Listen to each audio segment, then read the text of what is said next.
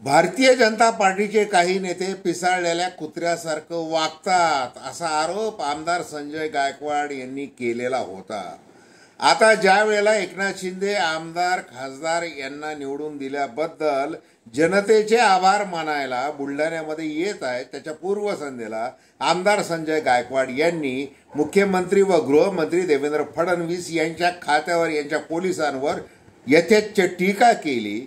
50 लाख जिथे पकडले जातात तिथे 50,000 दाखवले जातात आणि हप्ते कसे घेतले जातात वगैरे वगैरे त्यांनी टीका केली।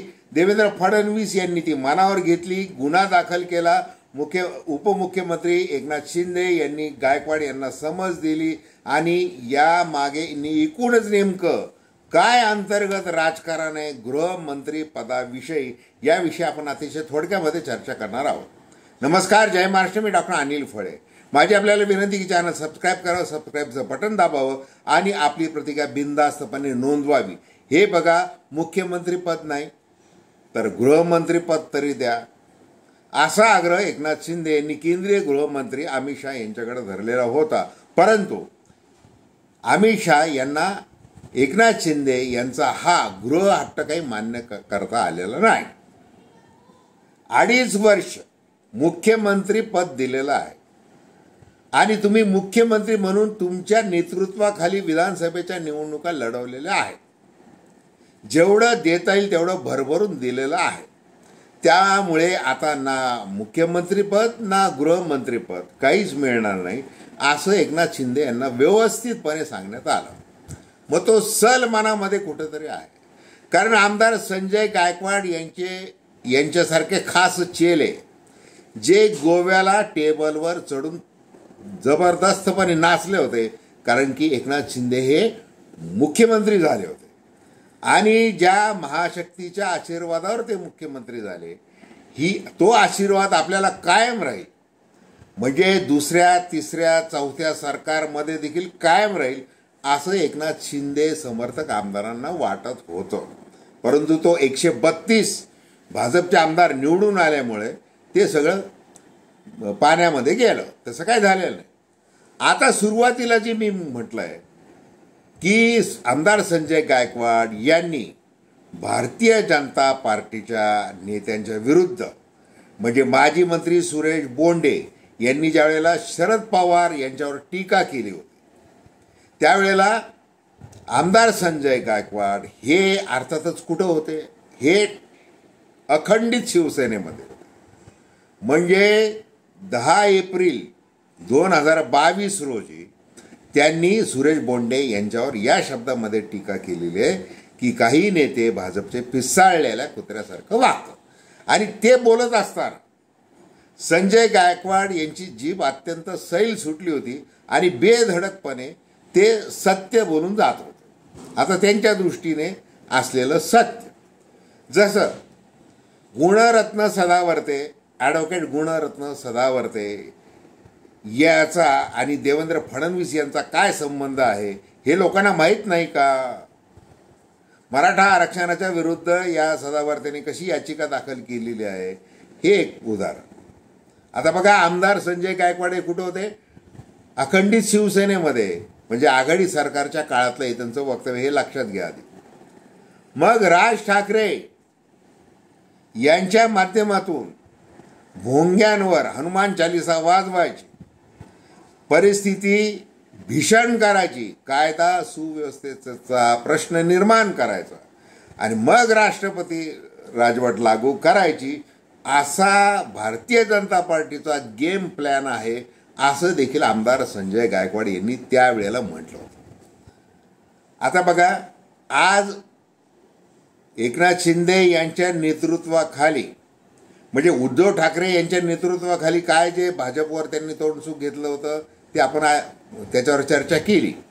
आता एकनाथ शिंदे यांच्या नेतृत्वाखालच्या शिवसेनेचे ते आमदार निवडून आलेले आहेत आणि मग त्यांनी गृह खात्याविषयी जे काही टीका केलेली आहे, त्यांना पत्रकारांनी ज्या वेळेला विचारलं की अशा धमक्या यायला लागलेल्या आहेत खोतकरांना, पिता पुत्राला जीवे मारण्याची धमकी तुमच्या संबंधाने, मग ते म्हणले मी पहाडासारखा आहे, माझ्यापर्यंत पोहोचायला फार वेळ लागेल वगैरे असं ते बोलत असताना त्यांनी बिनधास्तपणे 303च्या फैरी सुरू केल्या AK-47 त्यांच्या तोंडातून. दांडपट्टा त्यांनी चालवला.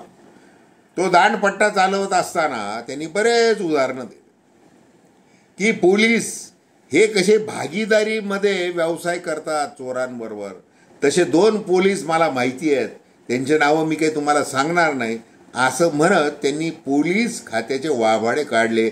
आणि ज्यांच्याकडे हे पोलीस खातं आहे ते देवेंद्र फडणवीस यांना ते सहन होणं शक्यच नव्हतं. आणि देवेंद्र फडणवीस हे सहसा असे कुणाच्या वक्तव्यावर वगैरे असं ताबडतोब कधीच रिॲक्ट होत नाही.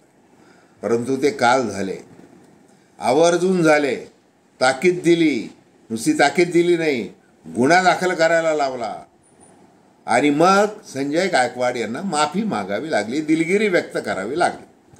ती दिलगिरी व्यक्त करत असताना पत्रकारांनी पुन्हा त्यांना विचारलं की काल तर तुम्ही जे काही भरमसाठ आरोप केलेले आहेत, म्हणजे गुटखाबंदी, हप्ते कसे वाढतात वगैरे वगैरे हे सगळं, तर ते संजय गायकवाड काय म्हटलेले तर की मी विधानसभेमध्ये अधिवेशनामध्ये पुरावे देईल त्याविषयी, असं ते म्हटलेलं आहे. हे फार महत्त्वाचं आहे.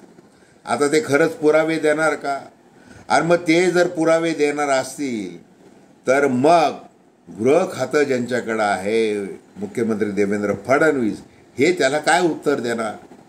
एरवी बघा, हर्षवर्धन सपकाळ असतील, संजय राऊत असतील, विजय वडेट्टीवार असतील, जितेंद्र आव्हाड असले, विरोधातले महाविकास आघाडीचे नेते गृह खात्यावर वारंवार टीका करतात. आता ते विरोधक आहेत, ते टीका करणार आहेत. परंतु ज्या वेळेला महायुतीमधलाच, म्हणजे अगदी राष्ट्रवादी काँग्रेस पक्ष पण नाही, थेट शिवसेनेमधला एक आमदार आणि असं एका वाक्यात किंवा सहज काहीतरी बोलून गेला असं नाही आहे, व्यवस्थित सविस्तरपणे गृह खात्याची लक्तरे तो विषयावर टांगतोय. आता काही पोलीस चांगले आहेत, सगळ्यांनाच नावं ठेवणं योग्य नाही आहे. एकनाथ शिंदे यांनी अशा पद्धतीची मखलाशी करणं हे स्वाभाविक आहे. त्यांना नेतृत्व करायचं आहे, त्यांना महायुतीच्या सरकारमध्ये राहायचं आहे. म्हणजे राजकारणामध्ये काय करावं लागतं, आपले जे समर्थक आहेत त्यांना कसं सांभाळून घ्यावं लागतं.